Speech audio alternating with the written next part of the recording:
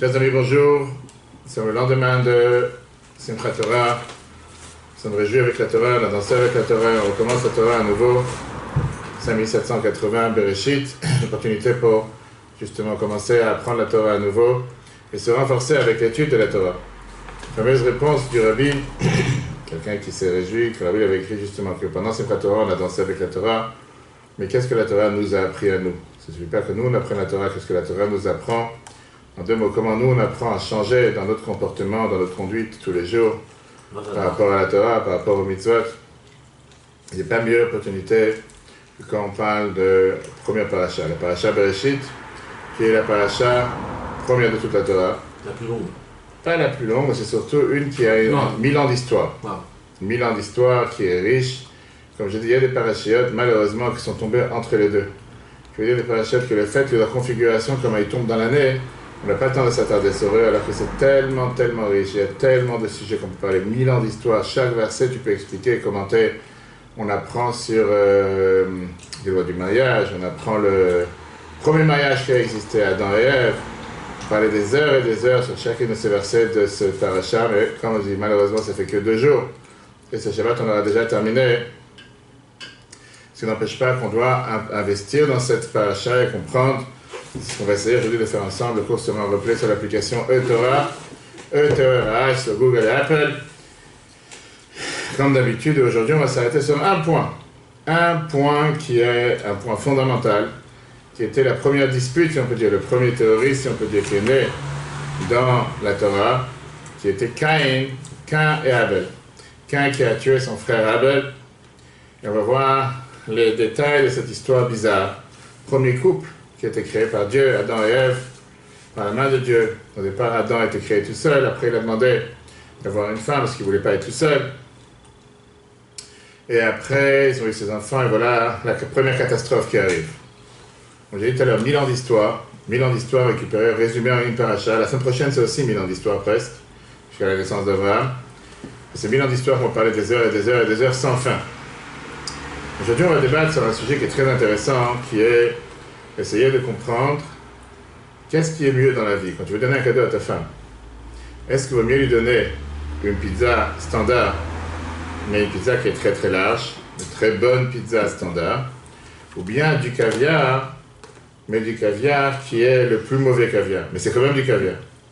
Est-ce que tu vas prendre un parfum qui est fait en Chine ou je ne sais pas où, et qui peut avoir peut-être 1 litre de parfum, qui est un bon parfum, mais c'est du parfum bas de gamme, ou bien tu vas lui donner du parfum, je ne sais pas, Chanel, Yves Saint Laurent, on va savoir quelle marque, parfum haut de gamme, mais pas le meilleur des parfums haut de gamme, le plus mauvais des parfums haut de gamme. C'est un débat qu'on a en général dans les mitzvot. Comment il est mieux de faire la mitzvah? On vient de passer la fête de Sukkot, mitzvah du etrog. Est-ce qu'il faut mieux chercher dans la qualité des etrogim le etrog, la meilleure sorte de etrog? Il y a l'étrog du Yémen, l'étrog de Californie, l'étrog de Calabre, l'étrog d'Israël, l'étrog du Maroc. Mais dans la meilleure sorte, prends le moins beau. Tu n'as pas envie de mettre le plus d'argent sur un etrog. Ou bien on te dit non, va prendre peut-être pas la meilleure sorte, mais celui que tu vas prendre, prends le plus beau de la sorte la moins bonne. Un débat, comme je t'ai dit tout à l'heure. Est-ce que tu veux du mauvais caviar ou est-ce que tu veux la meilleure pizza quand tu parles de manger? Pareil pour les ordinateurs, pareil pour les iPhones. Est-ce que tu veux avoir le meilleur iPhone qu'il y a sur le marché? Ou bien tu te dis non, je vais avoir un très bon téléphone, même si c'est de la plus mauvaise marque. Pourquoi ce débat? Parce qu'on va essayer de comprendre qu'est-ce qui s'est passé. Comment ça se fait que Dieu, il a refusé le cadeau de Caïn et il a accepté le cadeau de son frère Abel. Caïn et Abel. Caïn et Abel en français. On va voir, c'est un Rashi, c'est un discours que la Bible a prononcé ce Shabbat en 1974. Très riche, avec des enseignements sans fin. On peut parler des heures et des heures, j'espère qu'on aura le temps aujourd'hui.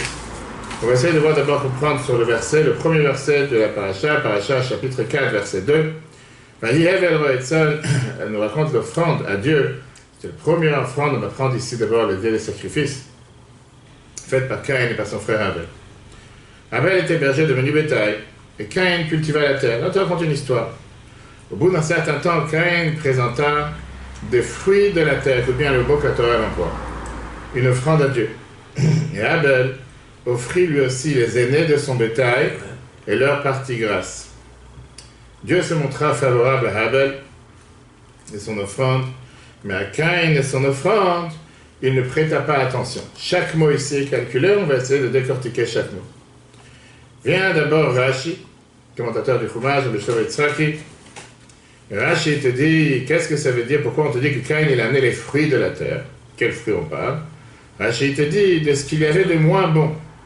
Base, numéro 1, Rashi vient te dire, sache que Abel il est venu, il a amené les choses, que de Caïn il est venu, il a amené les choses les moins bonnes. Vient la suite. Il y a une agada, il y a un commentateur qui vient et qui te dit, rapporte qu'on ne parle pas ici des fruits de marbre moins bons, mais qu'il s'agissait des graines de lin. Oui. Graines de lin, le lin. Zéra Pishtan, le point fait des habits. Un autre Havir al-Shiramen, troisième. Et il te dit une autre explication du fruit de ce qui lui vint sous la main, ni le meilleur, ni le plus choisi. Donc on essaie de comprendre ici qu'est-ce qui s'est passé avec notre cher Abel, pardon Caïn, qu'est-ce qui est la différence entre les deux. Si on récapitule, la Torah te dit qu'Abel il a amené les aînés de son bétail et leur partie grasse. Caïn il a amené de ce qui lui venait dans la main, des graines de lin, je pense pas que ça change, des graines de lin et le reste. Maintenant, ce qu'on va essayer de comprendre, pourquoi d'où Rashi a déduit du verset que Caïn il a amené de ce qu'il avait de moins bon, Minagarua. A priori, on peut dire que la preuve de Rashi elle est très simple, comme explique le Ram, Rabbi Eliyahu Mizrahi, que sinon, on ne comprend pas la logique. La Torah ne te dit pas pourquoi Dieu il a décidé de se tourner vers le cadeau de Caïn, de Hevel, et ne s'est pas tourné vers le cadeau de Caïn. Donc a priori, Rashi vient te dire, je comprends pourquoi, certainement parce que là il a amené des choses banales, alors que l'autre a des choses importantes, très bien. Mais là, Rashi te rajoute l'explication de la Haggadah qu'on a vu tout à l'heure, qui te disait que c'était des graines de lin. Quelle différence si c'était du moins bon, et peu importe ce que c'est, ou bien ce que Rashi t'amène, la Haggadah te dit que c'était des graines de lin, ou bien si ça aurait été quelque chose d'autre. C'est le moins bon tout court, et t'as pas amené le meilleur repas, et t'as pas amené la meilleure chose. D'où Rashi sait que c'est des graines de lin. Pourquoi avec le vin et faire une offrande? Tout de suite, tu vas arriver. Pourquoi Rashi t'a été déduit d'abord c'est des graines de lin? Parce que le fait qu'il amène ça, qui était ramené dans la Haggadah, et il te dit d'où ça vient. On sait que Rashi, c'est pas quelqu'un qui va venir te dire à chaque fois les sources et les noms. Et quand il te dit, parce qu'il y a un but, il y a une raison derrière, il y a une logique derrière pourquoi il doit te dire les noms et les sources. Comprends qu'en réalité, Rashi vient et te dit que dans le verset, c'est pas clair de quoi on parle, on ne sait pas qu'est-ce qu'il a amené. C'est la Haggadah qui vient et qui te dit que c'était des graines de lin. Et puisque Rashi t'amène ça dans le verset, ici dans la compréhension du verset, c'est-à-dire que Rashi te dit qu'il y a une difficulté dans ce verset, que sans l'explication de la Haggadah qui te dit que c'est des graines de lin, on ne comprend pas exactement ce qui se passe. Comme l'a dit tout à l'heure, il y a une troisième explication qui est amenée dans certains commentateurs de Rashi, certaines impressions de Rashi, et qui te dit qu'on parle ici d'une autre chose, on te dit c'est une autre explication, on parle un fruit, peu importe ce qu'il est venu dans la main, mais ce n'était pas quelque chose de bon, ce n'était pas du meilleur. Rashi n'a pas amené ici dans tous les Chumashim, mais c'est vrai qu'il y a une option de pouvoir dire aussi cette explication. Maintenant, la question qui dérange est la suivante. Pourquoi Rashi n'a pas seulement dit il a amené du plus pire, mais il a voulu chercher à comprendre est-ce que c'était du n'importe quoi ou est-ce que c'était des graines de lin? Parce que si la Rashi t'aurait dit que si la seule faute de Caïn était qu'il a amené du plus pire, pourquoi le verset ne peut pas te le dire clairement? Il y avait pris à Adama, il a amené des fruits de la terre. La Torah aurait dû te dire pourquoi Dieu a accepté le cadeau de Hevel et pas le cadeau de Caïn. Parce que Caïn il a amené Minagarua, il a amené du plus pire. Comme d'ailleurs, quand la Torah te décrit les cadeaux de Hevel, elle te dit les aînés, les parties grasses. Là-bas, la Torah te décrit ce qu'il a amené. Pourquoi quand elle te parle de Caïn, elle ne te dit pas qu'est-ce qu'il a amené? Elle te dit que Caïn il a amené Mipri à Adama Milchal Hashem, des fruits de la terre, elle ne te dit pas qu'est-ce qu'il a amené. C'est pour ça que Rashi est obligé de t'amener à notre explication en te disant que peut-être le cadeau n'était pas forcément le plus pire, mais la deuxième explication qu'il a donnée, c'était Mipri, pas Minagarua, mais c'était Mipri, comme la Torah te dit, d'un fruit tout court, de fruits de la terre, peu importe ce que c'était. Ouais. Mais ce qu'il a amené, ce n'était pas les plus beaux, ce n'était pas les meilleurs. Tu vas dans une pâtisserie, tu vas aller sortir chez quelqu'un, tu vas amener des gâteaux. Tu te dis, bon, je vais passer chez n'importe quelle pâtisserie du coin, bien sûr, cachère, je vais prendre ce qu'il y a. Je vais pas chercher la meilleure pâtisserie, le meilleur gâteau. Et ça, c'était son erreur, qu'il n'est pas parti chercher le plus beau, et qu'il n'est pas parti chercher le meilleur. Mais d'après, ça ne comprend pas dans la première explication. Parce qu'apparemment, c'est deux explications contradictoires. Dans la première explication, il te dit qu'il est parti chercher le plus pire. Il est parti chercher ce qui a été Minagaroua. Pour les Minagaroua, ce qu'il y avait de moins bon. Là, je peux comprendre que la raison pourquoi Dieu n'a pas accepté le cadeau de Caïn, c'est parce qu'il est parti chercher le moins bon. Là, c'est pas seulement le fait qu'il n'a pas pris la meilleure chose qui existe, le meilleur de ce qui peut exister. Mais ce qu'il a pris, c'est comme si je te dis, tu vas offrir un cadeau à ta femme, tu vas lui offrir une montre cassée. Tu lui offres une montre, mais elle est cassée. De quoi ça tu te moques d'elle plus qu'autre chose? Apparemment, d'après la première explication de Rashi, il y a ici quelque chose qui dérange. Pourquoi Dieu n'a pas accepté le cadeau de Caïn? Parce que c'était une moquerie. Il a fait honte à Dieu. Tu amènes un cadeau à quelqu'un, tu lui amènes le moins bon. Comme si je te dis, tu amènes un cadeau, tu amènes une bouteille de vin, tu amènes une bouteille de whisky, tu amènes... Peu importe ce que tu vas amener, et ce que tu amènes, il est mauvais. On n'a pas de cadeau, ça s'appelle un cadeau empoisonné. Donc, en deux mots, on essaie de comprendre qu'est-ce qui dérange Rashi ici, et surtout, quel était le problème de Caïn. D'après la première explication, il a pris du plus mauvais. Le plus mauvais, j'allais dire, c'est une insulte plus qu'autre chose.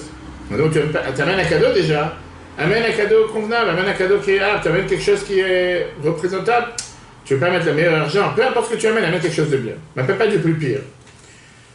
Mais là, dans la deuxième explication que Rashi t'a dit, qu'il t'a dit que ce n'était pas le problème qu'il a amené du plus pire, et qu'il n'a pas fait des efforts pour amener du meilleur et du plus beau, et qu'il a amené juste ce qui vient à la main. Pourquoi tu n'acceptes pas son cadeau? C'est comme si je t'ai dit tout à l'heure, tu m'as dit, je t'ai dit, je passe chez toi tout à l'heure, j'ai pas envie de venir les mains vides, je vais chercher une boulangerie qui est en bas, qui est cachère. C'est pas la meilleure boulangerie du quartier, c'est une boulangerie, c'est des gâteaux, c'est mangeable, c'est très bien, c'est pas la meilleure, c'est pas le plus beau, etc. Pourquoi Dieu l'a pas du tout accepté? Pourquoi tu vas rejeter? Bien sûr, tu aurais préféré que j'achète telle et telle boulangerie, mais je te prends le meilleur cadeau, le meilleur gâteau qui existe. J'ai pas le temps, c'est pas sur la route, peu importe. D'abord, c'est déjà bien, je viens avec un cadeau. Quand tu as tout à l'heure, je suis pas obligé de t'amener un cadeau, c'est pas obligatoire. Je t'ai amené un cadeau, c'est pas la meilleure. Pourquoi Dieu ne regarde même pas son cadeau? Quand la Torah te dit, Veishav, Hachem, Alev, El Vemichato, Ve'el Kain, Vemichato, le chat, Dieu n'a pas prêté attention. En deux mots, il a fait comme si j'ai rien amené. C'est pas que j'ai rien amené, je t'ai amené un cadeau. Ah, c'est pas le meilleur? Peut-être. Peut-être que j'ai pas l'argent aujourd'hui, peut-être que j'avais pas sur moi l'argent, peut-être que j'avais pas à la boulangerie, je sais pas, j'allais pas faire un demi-tour d'une demi-heure, j'avais pas où me garer, mille et une raisons. Si je t'amène d'après la première explication qui est le plus pire, je peux comprendre que c'est une insulte. C'est quoi le plus pire? Je suis parti à la boulangerie, je lui ai dit, donnez-moi les restes il y a 3 jours, que le glaçage il est déjà tombé, il va savoir, et ça c'est ce que je t'ai amené. Là c'est sûr, tu t'es moqué de la personne. Tu ne peux pas un cadeau pareil. Alors que j'aurais pu te dire aussi que c'est quand même quelque chose qui est mangeable. Mais en tout cas, c'est une honte. Très bien. Dans la deuxième explication de Rashi, le problème, c'est quoi? C'est qu'il n'a pas mis le plus beau et le meilleur. Ok. Je veux dire, je ne suis pas aussi content, je ne suis pas autant content. Pour mille et une raisons. Dire que je ne suis pas aussi heureux et content que si tu m'aurais amené le meilleur, peut-être. Alors? Mais dire de ne pas regarder mon cadeau comme si rien n'était, il y a quelque chose qui ne va pas.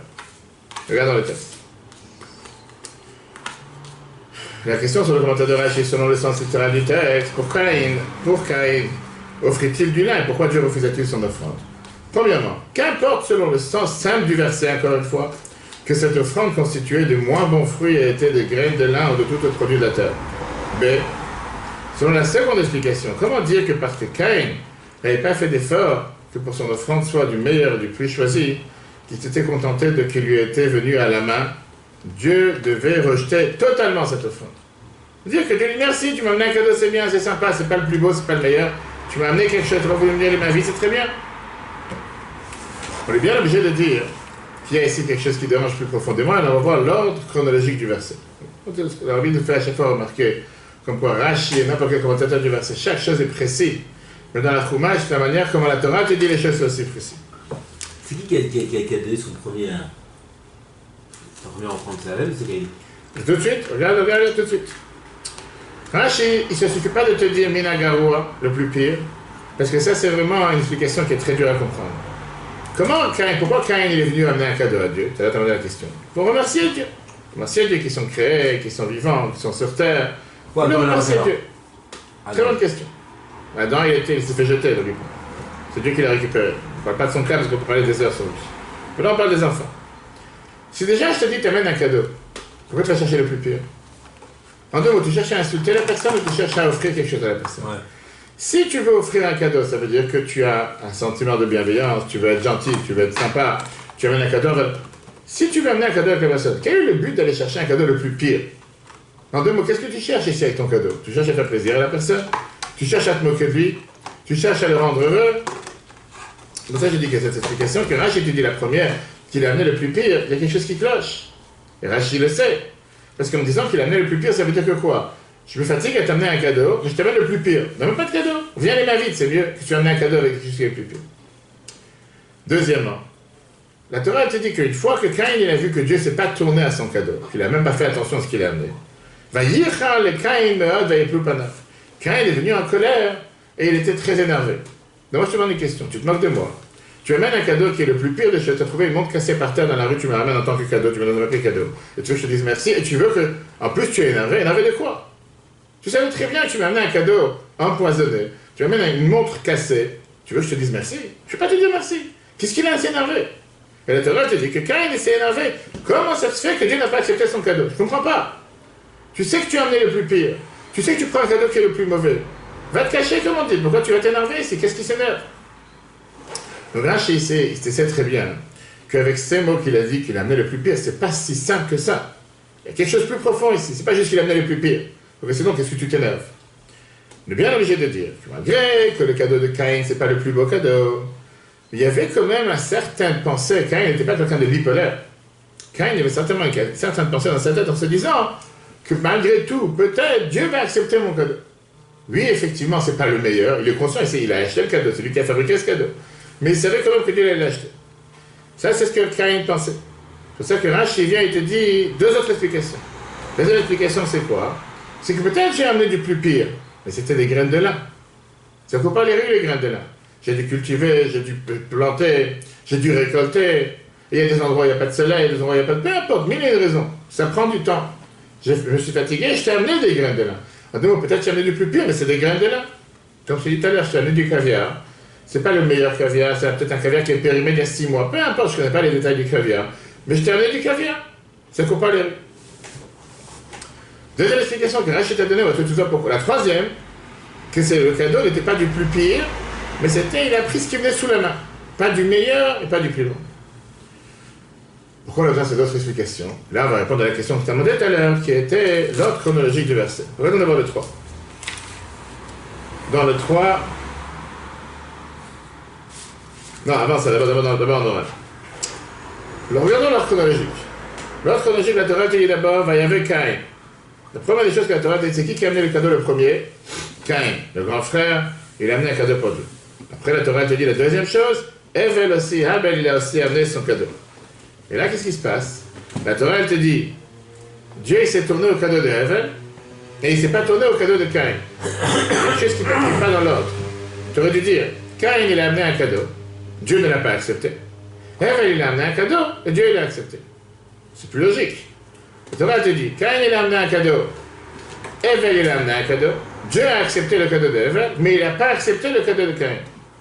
Ou tu finis avec le premier et tu continues avec le deuxième, mais mélange pas les choses. Dis-moi, Caïn il a amené, mais son cadeau, Dieu n'a pas fait attention à son cadeau. Evel il a amené. Caïn, il était assez chouva pour lui ramener un meilleur cadeau. On va tout de suite voir ce qu'il a voulu faire, tu vois. On va parler de ce point. Mais là, la Torah te mélange les deux. Dieu, il a amené, Caïn il a amené un cadeau. Je ne sais pas qu'est-ce qui s'est passé avec. Evel il a amené un cadeau, Dieu l'a accepté. Mais le cadeau de Caïn il n'a pas accepté. C'est pas logique. Maintenant, même si tu aurais voulu me dire que dans la Torah, qu'est-ce qu'elle cherche ici? Elle cherche à te parler de la manière comment on a amené les deux cadeaux. Et après te dire comment ils ont été reçus. À ce moment-là, pareil, l'ordre du verset n'est pas clair. Tu aurais dû dire, Caïn il a amené un cadeau. On n'a pas dit quoi, les fruits de la terre, peu importe, on n'a pas dit quoi. Evel il a amené un cadeau, c'était les meilleurs, les premiers-nés, les parties grasses. On sait maintenant qu'il y a eu deux cadeaux. Et après, la Torah te dit, l'un il l'a reçu, l'autre il l'a pas reçu. D'accord? Une fois dans l'ordre du verset, il y a quelque chose qui cloche. Qu'est-ce qu'on peut dire? Et là, c'est ce que tu viens de soulever. Que la raison logique, elle est, c'est ce que le Rachaim nous dit, le Radak, avec David Kimchi, le Rachaim, qu'une fois que Dieu s'est tourné vers le cadeau d'Evel, comment? C'est que le feu est tombé du ciel, comme il y avait dans les cadeaux dans le temple, et qui a mangé son cadeau. Alors que le cadeau de Caïn, Dieu ne s'est pas tourné vers le cadeau de Caïn, il n'y a pas de feu qui est tombé. Là, il s'est dit que je suis énervé. Comment ça se fait qu'il n'a pas accepté le mien et qu'il a accepté le sien? D'ailleurs, c'est comme si je te dis, les deux, je vais amener un cadeau. Et tu te dis, tu sais quoi, on amène un cadeau, on va savoir s'il a reçu ou pas. Et quand tu viens dans une fête, tu vois, moi je t'amène un cadeau, tu l'as même pas regardé, tu l'as même pas ouvert. Et l'autre, il amène un cadeau, tout d'un coup tu ouvres le papier, tu vas savoir ce qui se passe. Là, je m'énerve. Pourquoi tu as ouvert son cadeau, tu n'as pas ouvert le mien? Ça, c'est ce qui s'est passé avec Caïn. Une fois qu'il a vu que Dieu s'est tourné vers le cadeau de Havel, là, il s'est dit, il y a quelque chose qui ne va pas, et le mien, pourquoi il n'a pas regardé le mien? Tout le temps qu'on n'a pas vu ce qui s'est passé avec Havel, on dit, c'est bon, Dieu n'a pas ouvert les cadeaux de qui que ce soit, il le regardera après la fête, il n'y a pas le temps maintenant. Tu peux comprendre. Mais là, je vois qu'il regarde le cadeau de Havel, et le mien, il n'a toujours pas ouvert. Là, je pose des questions, j'ai le droit de m'énerver. On n'a pas encore entré dans le détail, qu'est-ce qu'il a amené comme cadeau? Qu'est-ce qu'il a amené comme cadeau? Mais d'après ce qu'on a dit dans Rashi, là, on doit comprendre. Comment ça se fait? Comment on a pu comprendre le désarroi de Caïn par le bonheur de Havel? Comme on l'a dit tout à l'heure, Caïn n'était pas idiot. Il sait très bien qu'est-ce qu'il a acheté comme cadeau. Et il sait quel argent il a mis dans le cadeau. Et il sait combien ça coûte le cadeau. Et il sait combien ça coûte le cadeau. Et donc, puisqu'il sait combien ça coûte le cadeau, comment se fait-il que quoi? Comment se fait-il que puisqu'il sait combien ça coûte le cadeau, c'est fini. Laisse tomber après. Comme il sait combien ça coûte le cadeau, comment se fait-il que quoi? Qui s'énerve du fait que Dieu n'a pas accepté. On a dit tout à l'heure que Caïn, dans sa tête, il s'est dit, il y a une certaine raison logique qui voudrait forcément dire que peut-être Dieu va accepter son cadeau. Quelle est l'explication d'ailleurs? Quand il a vu que Eva a amené des premiers-nés, il a amené des parties grasses, et il a vu que Dieu il a accepté son cadeau, lui il n'a pas accepté, là il a compris qu'il a fait quelque chose qu'il ne fallait pas. Juste parce que Dieu il accepte le cadeau d'Eva, il s'est dit peut-être j'ai des chances. Mais néanmoins, à ce moment-là, il n'a pas encore regretté. Et ça, c'est le problème qu'il n'a pas encore fait de tchouva. Parce que là, il aurait pu dire sur le champ en disant, tu sais quoi, il y a quelque chose qui ne va pas ici. C'est pas normal que mon cadeau n'a pas été accepté, tu sais quoi. Peut-être j'ai fait quelque chose qu'il ne fallait pas. Peut-être j'ai pas amené le bon cadeau. Je vais me précipiter, je vais sortir, je vais aller chercher un autre. Et là, on va voir si ça va changer. Ou le même, peu importe. Une fois qu'il s'est rendu compte que Dieu a accepté son cadeau, c'est là qu'il a dit qu'il a tapé sur le système, il s'est dit, il y a quelque chose qui ne va pas ici. Pourquoi le mien n'a pas ouvert? Maintenant, je comprends que j'ai fait quelque chose que je n'aurais pas dû faire. Mais alors, à ce moment-là, pourquoi tu n'as pas réparé? C'est un autre point. Regardons dans l'intérieur. Le verset fait allusion au fait de le refus de l'offrande de Caïn fut clairement établi seulement après que Dieu a agréé à Abel. En effet, après que Caïn ait apporté son offrande, il pouvait encore faire l'erreur de penser d'avoir commis aucune faute. Cependant, après avoir vu que Abel avait offert les aînés de son bétail de leur partie grasse, et que cette offrande fut acceptée, à l'inverse de la sienne, et qu'il ne regretta pas, et ne fit rien pour réparer son comportement, alors la Torah précise les conséquences de cette faute, le refus divin. Donc c'est pour ça que la Torah elle tenait cette ordre chronologique. Que tout le temps qu'il ne voit pas que Dieu accepte le cadeau de Havel, on ne sait pas encore qu'est-ce qui se passe avec lui. Peut-être que Dieu ne veut pas de cadeau, peut-être qu'il va accepter les cadeaux plus tard, mais une fois qu'il voit que Dieu a accepté le cadeau de Havel et qu'il n'accepte pas le sien, là il se dit certainement j'ai fait quelque chose qu'il ne fallait pas faire. Mais il ne regrette pas pour le mal qu'il a fait, il ne regrette pas pour le mauvais cadeau qu'il a amené.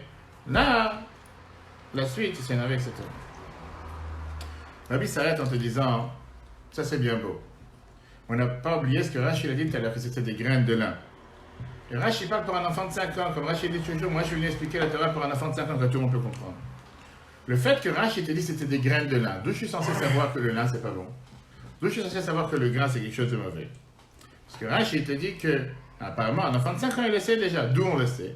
Plus haut dans la Torah, dans la même paracha, chapitre 2, verset 11. Quand Rashi te donne les noms de différents fleuves, le fleuve de Pishon, et après Rashi te dit que pourquoi il a été appelé le nom de Pishon, Shehu Megadel Pishtan. Regarde dans le texte, le nom du premier fleuve était Pishon, Pishon car il poussait du lin, Pishtan. Et le fait qu'un fleuve est appelé sur le nom du lin, de là on apprend que le lin c'est quelque chose de très important.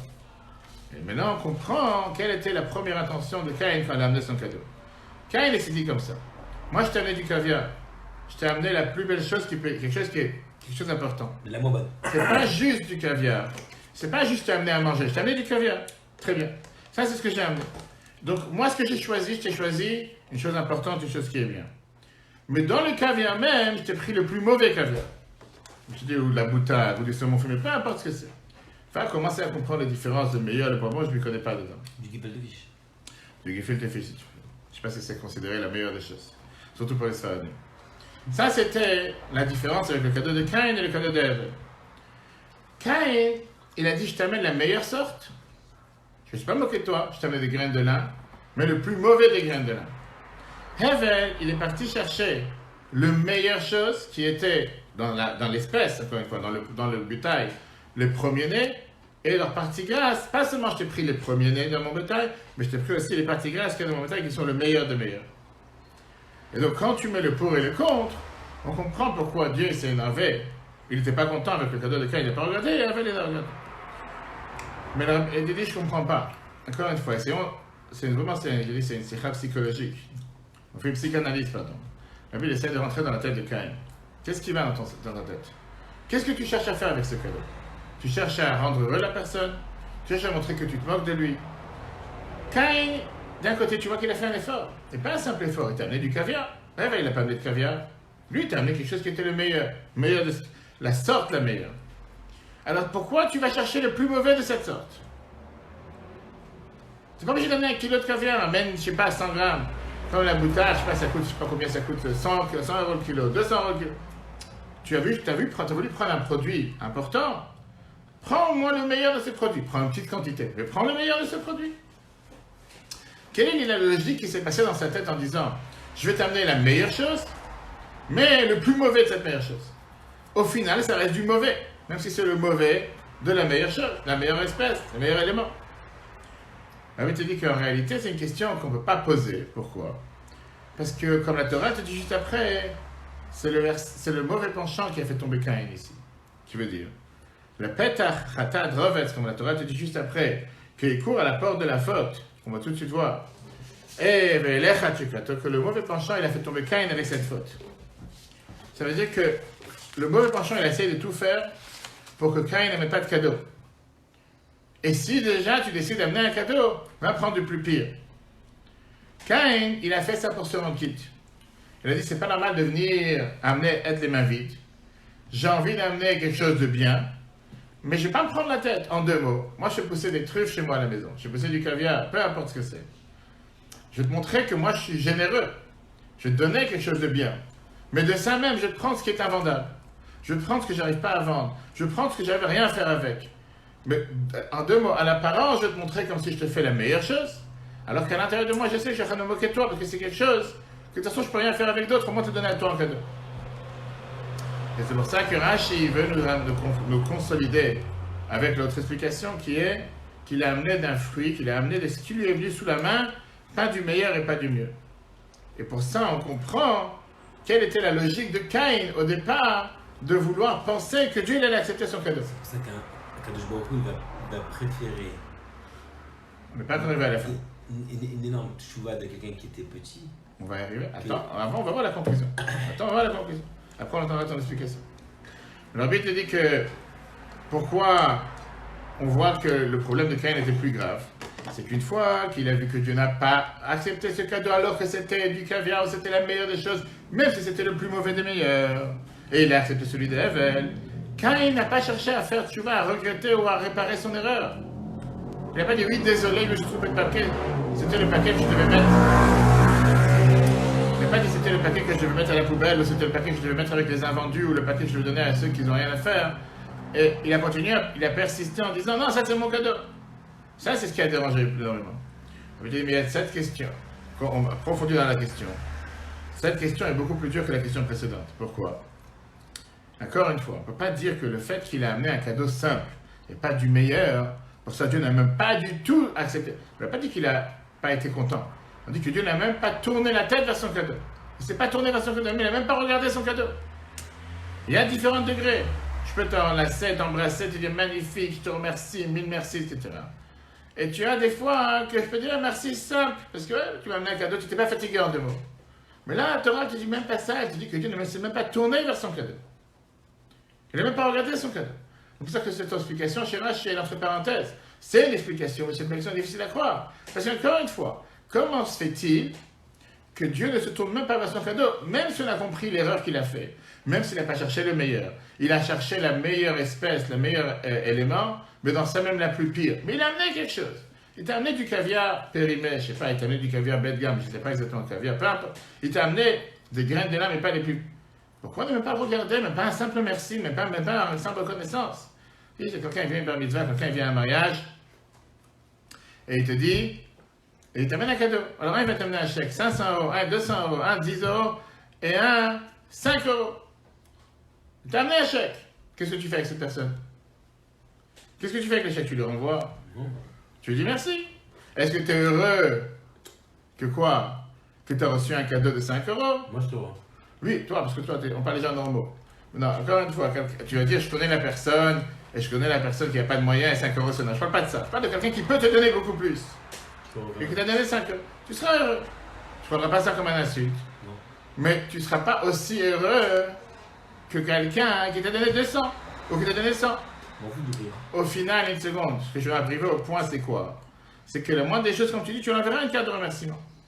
Il a donné un cadeau, 5 euros, peu importe, il s'est moqué de moi, il ne s'est pas moqué de moi. Il m'a donné un cadeau, je dis merci. Là, la Torah te dit que Dieu ne s'est même pas tourné vers son cadeau. Et ça, c'est ce qui dérange le Rabbi. Il veut comprendre pourquoi, d'après Rashi, il est obligé de nous donner l'explication principale. Pas qu'il a donné du n'importe quoi ce qui venait sous la main. Ça, c'est pas l'explication principale de Rashi. Pas les graines de lin, mais l'explication principale de Rashi, c'était qu'il a donné du plus pire. Parce qu'au final, comme je t'ai dit, le comportement de Dieu, si on peut dire, n'est pas compréhensible. Parce qu'au final, il t'a donné quelque chose. Comme tu dis, il a donné un chèque de 5 euros. Merci, t'envoies une carte de remerciement. Comme tu dis, il a donné, c'est bien. Il n'a pas fait un effort, il n'a pas fait quelque chose de particulier. Il a donné quelque chose, dis merci. La moindre des choses. Regarde dans le texte. Pourquoi Caïn tenait à offrir du lin spécifiquement? Le nom premier du fleuve était Pishon. Pishon, car il faisait pousser du lin. Pishton. Caïn choisit le lin car c'est une espèce de qualité. Mais il n'offrit pas du lin de qualité. Caïn pensait que cela importait la nature de ce qu'on offrait. C'est ce qu'il aurait voulu. Qu'il fallait donc opter pour l'espèce la meilleure et la plus choisie. De ce fait, il offrit du lin qui est important et qui a de la valeur du fait qu'un fleuve tire son nom d'un lin qui fait le pousser. En revanche, dans l'espèce du lin, il offrit de ce qu'il y avait de moins bon. Et à l'inverse, la qualité de l'offrande de Abel était que dans l'espèce de laquelle il offrit son cadeau, il choisit les aînés de son bétail, leur partie grasse, le meilleur de l'espèce. Minamoufra, alors que l'autre c'était Minagavoua. Ah, il a cherché du meilleur, l'autre il a cherché du plus pire. Et ça, c'est la différence qu'il y a entre les deux. Là, maintenant, on va rentrer dans l'enseignement qu'on apprend de cette histoire, et surtout qu'est-ce que ça veut dire pour nous dans la vie de tous les jours, qui est énormément important et énormément riche. Après la halakha, on sait très bien que le shalom, le shalom chatabrit, comme quoi on doit apprendre, même de Rashi et de la Torah, on doit apprendre les bases fondamentales de comment se comporter avec Dieu. D'abord, regardons ce que Rambam te dit. Rambam, dans les lois de sacrifice, et Chot Isurei Misber, quand il te parle dans les lois de sacrifice qu'on ne peut pas amener, sur l'importance d'offrir le meilleur pour Dieu. Regarde ce que Rambam te dit. Celui, c'est Rambam Ilchot Isurei Misber, chapitre 7, verset 11. Celui qui désire être méritant utilisera pour son sacrifice le meilleur de l'espèce qu'il présentera. Il est bien dit dans la Torah, et Abel offrit les aînés de son bétail et leur partie grasse, et Dieu l'agréa, etc. Cela s'applique pour tout ce qui est dévoué au bon Dieu, cela sera le plus joli et le meilleur. La maison de prière sera plus jolie que sa propre maison. À la famille, on doit donner du meilleur et du plus doux qui est à table. Ainsi qu'il est dit, tout le meilleur pour Dieu. Kol chelev Hashem. Viens, la vie t'explique de là, qu'on te dit que dans cette propre sorte, que tu dois amener le meilleur pour Dieu. Ça veut dire pas forcément tu dois choisir la meilleure espèce. Ça, c'est la différence. Personne t'a demandé d'amener du caviar. Personne t'a demandé d'amener des graines de lin qui étaient considérées à l'époque la meilleure espèce. Mais dans ce que tu amènes, choisis le meilleur. On ne va pas rentrer après dans les tests si tu peux faire une meilleure espèce. Tu as décidé d'amener une espèce, amène dans cette espèce le meilleur. Tu veux amener un gâteau, amène quelque chose de bien. Tu veux amener un cadeau, amène un beau cadeau. Sinon, n'amène pas. N'amène pas Dieu pour te rendre quitte. Ne fais pas les choses pour se rendre quitte, pour dire je l'ai fait pour le faire. Puisque je dois le faire, je le fais. Et c'est quelque chose qui est fondamental, pas seulement dans les cadeaux. Là, c'est que par rapport à Dieu, on parle. Bien sûr qu'on parle par rapport à Dieu. Par rapport à ta femme, j'ai pas envie de commencer. Pas par rapport à Dieu. Ta femme, c'est une autre chose. Par rapport à Dieu, on parle maintenant quand tu fais une mitzvah. La Torah te dit par exemple, on apprend un détail quand quelqu'un il a fait un neder, il a fait un vœu d'amener un sacrifice. Quand la Torah, regarde, écoute ce détail. La Torah dit comme ça, celui qui fait un vœu d'amener parmi les plus grands de la sorte qu'il a fait le vœu, par exemple, quelqu'un qui a fait un neder d'amener un holocauste, un ola, un sacrifice de ola par du gros bétail, la Torah me dit qu'il doit amener un taureau et il ne peut pas amener un veau. Pourquoi?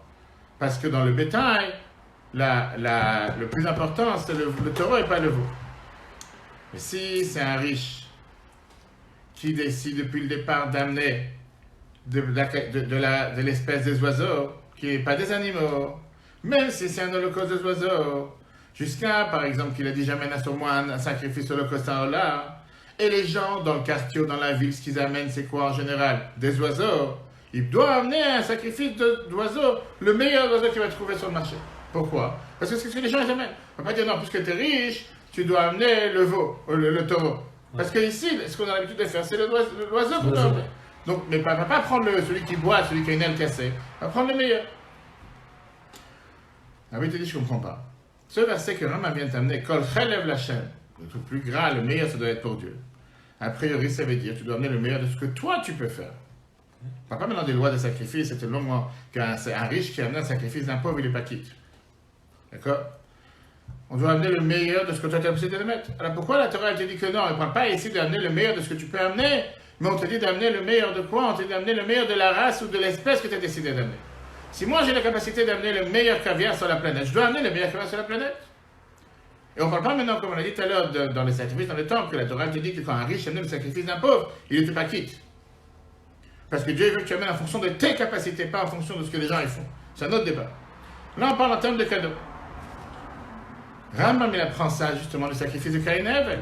Et il t'amène ça comme preuve dans la halakha qu'il vient de dire. Le fait qu'on voit que Hevel, il s'est fatigué à amener du meilleur, la meilleure espèce, et dans l'espèce même, la meilleure race, en deux mots, qu'il a amené pas la meilleure espèce, la meilleure de son espèce, qui était le bétail.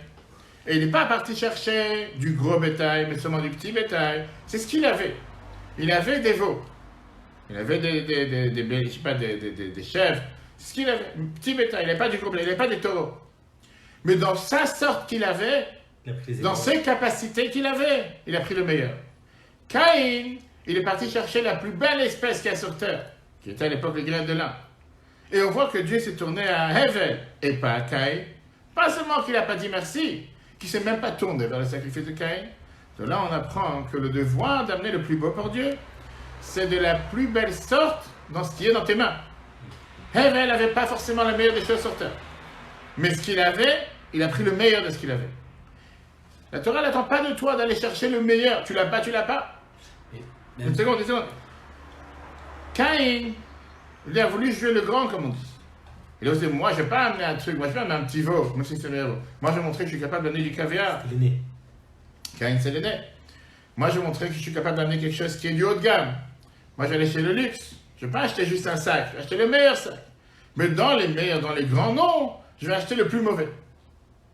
Là, Dieu s'est dit, tu sais quoi, un cadeau comme ça, j'en veux pas. Je ne sais pas monter d'aller faire du luxe, d'aller faire du zèle, de montrer que tu es capable d'aller dépasser toutes les limites sur terre pour surpasser les autres. Montre-moi qu'est-ce que toi tu es capable, qu'est-ce que tu as dans tes capacités, mais fais le meilleur de ce que tu as. Regarde le texte, regarde l'intérieur. Car l'importance, non, c'est le 7. Non, au deuxième paragraphe du haut. Du fait qu'Abel apporta son offrande du meilleur du menu bétail sans chercher à apporter une espèce plus importante de gros bétail, alors que Caïn en avait choisi une espèce importante, le lin, et que Dieu agréa l'offrande de Abel. Et n'agréa pas celle de Caïn du tout. On peut en déduire que l'obligation de donner tout le meilleur pour Dieu est d'offrir le meilleur de l'espèce, et non d'offrir la meilleure espèce. Le meilleur de l'espèce qui est dans tes mains. Très bien, mais là, ça même, il faut comprendre les raisons. Pourquoi, justement, on a une telle halakha qui vient qui te dit que dans l'espèce que tu as choisir le meilleur? Pourquoi tu ne dirais pas, si tu veux déjà amener un cadeau à Dieu, va amener le meilleur de la meilleure espèce? Tu veux amener un cadeau, paye le prix. Tu veux faire plaisir à ta femme, prends le plus gros sac qui existe. Tu fais en fonction de tes moyens. D'accord, même en fonction de tes moyens. Bah non. Tu as 50 € à dépenser. Ouais. Est-ce que tu vas aller chercher une chaîne Chanel, je sais pas si ça existe, ou bien tu vas aller prendre la plus grosse chaîne qui est faite en Chine en plastique? Là, c'est une chaîne Chanel qui fait, je sais pas, 10 cm. Et l'autre, c'est une chaîne qui fait 1 mètre de long. Qu'est-ce que tu vas prendre? Ça, c'est le débat ici. En fonction de tes moyens, tu as 50 € à dépenser. Tu n'as pas plus que 50 €. Qu'est-ce que tu veux avec ces 50? Est-ce que tu ne dois pas prendre le meilleur sort, la meilleure espèce, même si ce sera tout petit? C'est ce que Caïn a fait. Il a fait plus pire, dans l'idée. Ou bien quand même, elle va dire non, je vais aller prendre le meilleur de l'espèce qui existe. Prendre une chaîne à 1 mètre. Même si ce n'est pas la chaîne de luxe. L'explication est la suivante. Qu'est-ce que ça veut dire quand la chaîne de toute partie grâce appartient à Dieu? Vous savez très bien ce qui est écrit dans la Torah, qu'on remercie Dieu du fait que c'est écrit dans le psaume 24, la Shem Haaretz Umloa. Besoin pendant ça, tout appartient à Dieu. Que tout appartient à Dieu. Et donc, Toi, tu donnes à Dieu de ce qui est le meilleur, de ce qui lui appartient. Et puisque tout appartient à Dieu, soit les plus belles espèces, soit les meilleures qu'il y a dans toutes les meilleures espèces, soit les espèces les plus simples, en deux mots, ce qui appartient à Dieu, c'est pas seulement les bonnes choses. Pas les belles choses, parce que si tu dis que c'est seulement les belles choses, ça veut dire que tu ne reconnais pas qu'il y a des choses qui ne sont pas belles, qui appartiennent, que Dieu aussi l'a créé. Alors que Dieu est responsable, il a tout créé. Le devoir, il est de donner à Dieu du meilleur qu'il y a dans cette sorte, de n'importe quelle espèce que tu voudrais donner. Mais par ça, tu fais reconnaître que tout Dieu l'a créé sur terre, les bonnes choses comme les moins bonnes choses. Peu importe ce que tu vas choisir, dans ce que tu vas choisir, choisis le meilleur. En offrant tout le meilleur pour Dieu, l'homme reconnaît que la terre et tout ce qu'elle lui contient à Dieu, que tout lui appartient, qu'il faut lui donner donc les premiers et les meilleurs des biens. Or, puisque tout ce qui se trouve dans le monde est à Dieu et les espèces, belles et dignes d'éloge comme les espèces simples, le principe de donner le meilleur à Dieu ne s'applique pas qu'aux meilleures espèces, mais à tout ce que l'homme voudrait offrir pour montrer ainsi que chaque élément des biens appartient à Dieu. Maintenant, on va comprendre pourquoi Dieu n'a pas choisi le cadeau de Caïn. Alors que Caïn, il avait choisi l'espèce la meilleure, il n'a pas choisi le meilleur dans l'espèce, mais il a choisi la meilleure espèce qui était le lin. Viens, la demoiselle qui t'explique, regarde l'écoute Torah. Pourquoi Caïn ne voulait pas faire le meilleur choix? Le sacrifice de Caïn constitue des graines de lin comparables aux vêtements de lin blanc que le Kohen Gadol porte à Yom Kippour et qui font allusion au monde de l'unité. L'unité illustrée par le lin, dont une tige unique pousse de chaque graine, n'est pas uniquement celle qui fait suite à la séparation, comme pour les 4 espèces de lin, mais s'agit d'une unité unique par nature. Caïn voulut révéler ce niveau de l'unique, transcendant le découpage en détail. C'est pourquoi il ne cherchait pas à apporter le meilleur de l'espèce, car ceci aurait été un moyen de mettre en avant un découpage entre bon, moyen et mauvais. Néanmoins, sa démarche n'était pas conforme à la volonté de Dieu, car la finalité ultime n'était pas le sentiment que Dieu est l'unique, obligeant l'homme à s'écarter des occupations du monde, mais plutôt de percevoir que Dieu est un, obligeant l'homme à lui donner le meilleur de l'espèce qu'il offrira. Ça, c'est ce qu'il cherchait avec Caïn. Mais ça, qu'est-ce que ça veut dire surtout? C'est là que je vais en arriver avec l'enseignement pour chacun d'entre nous. Combien on doit faire attention que quand on fait une mitzvah, faire ce qu'on appelle une mitzvah beido, faire une mitzvah avec un embellissement de mitzvah. Si déjà Caïn, qu'il a voulu faire un cadeau, il n'a pas cherché à faire un cadeau avec embellissement, le fait qu'il a choisi la meilleure espèce, mais pas le meilleur dans l'espèce, Dieu n'a pas accepté son cadeau. Combien nous, on doit toujours vouloir aller plus haut et encore mieux dans le service de Dieu, les cadeaux que nous donnons à Dieu, les mitzvot que nous faisons, comme quelqu'un qui veut monter sur une montagne, de toujours vouloir grimper plus haut et jamais descendre, et de toujours vouloir embellir les mitzvot, que n'importe quelle mitzvah que nous faisons, de la faire de la meilleure manière possible. Et quand quelqu'un il fait une chose pareille dans la vitamine, Dieu le récompense avec un salaire et une abondance sans limite, matériellement et spirituellement. Regarde ici dans le dernier paragraphe, l'importance de l'embellissement d'une mitzvah. Caïn ressentait le niveau de l'unique, et il offrit donc à Dieu du lin. Malgré cela, il ne le fit pas de la meilleure façon. Il n'apporta pas la meilleure de cette espèce. Ceci provoqua sa chute. L'offrande d'Abel aurait dû mettre en éveil son esprit de compétition, le conduire à augmenter son offrande, à mieux le choisir. Au lieu de cela, il connut la chute et il éprouva de la jalousie. Dès lors, il se dressa et il tua son frère. A fortiori, en est-il ainsi pour chacun d'entre nous, nous devons sans cesse progresser dans le service de Dieu. Il faut accomplir la mitzvah d'une manière sans cesse améliorée, au point que chaque domaine de la sainteté soit du plus beau et du meilleur, ou même le meilleur que soit. Ainsi, lorsqu'un juif donne le meilleur de ce qu'il possède, Dieu le récompense avec tout le bien matériel et spirituel et sa main pleine, ouverte, sainte et large. Mais on ne peut pas terminer ce discours, cette sikha du Rabbi. C'est un autre enseignement richissime que Rabbi prend la défense de Caïn. À la fin de la paracha, qu'est-ce que la Torah nous raconte? Caïn bonir. Caïn, il est parti construire une maison. Il s'est remarié, il a eu un enfant, Hanor, et comme ça, la Torah nous termine cet épisode. Quel terroriste sur terre qui a tué son frère t'en as affaire de ce qui se passe avec sa vie? S'il est parti construire une ville, il est parti avoir des enfants, de quoi on en a affaire? C'est vraiment, on a parlé de ça dans les autres cours, on peut voir ça sur l'application Torah, E-T-O-R-H, le Rabbi te dit la phrase suivante. La Torah, elle vient te dire que Caïn, après ce qui s'est passé, après cet échec, il n'est pas resté en train de pleurer. Il n'est pas resté en train d'être amer. Il n'est pas resté en train de se dire, laisse tomber, Dieu n'a pas accepté mon cadeau, je baisse les bras, je désespère. Il s'est repris, il s'est ressaisi, il est parti construire, il est parti donner vie. Suite au décès, suite au fait qu'il a tué son frère, il a essayé de redonner vie, de reconstruire et d'avancer. Et c'est la seule manière comme la Torah attend de nous de faire tchouva. On a vu ça dans le mois de Loul, pas seulement de pleurnicher et d'être amer, si quelqu'un il fait une erreur, avance, reconstruit, commence à avancer, fait encore une mitzvah, comme ça Dieu il est. Chachamim nous dit, le Chassidut nous dit que quoi? Comment on se comporte Shabbat Breshit, c'est comme ça qu'on se comporte toute l'année. C'est le premier Shabbat de l'année, un Shabbat très important. Profitons de ce Shabbat dans lequel on bénit le mois de Cheshvan. On vient de demander toutes les bénédictions pendant ce mois de Tishri. Maintenant, c'est à nous, dans le mois de Shabbat Bereshit, de faire descendre ces bénédictions sur terre. Le cours sera rappelé sur l'application ETH sur Google et Apple. Très bonne journée à tous et à la semaine prochaine. Et profitez de tous les plus de 600 cours sur l'application. Partagez avec tous. À très bientôt.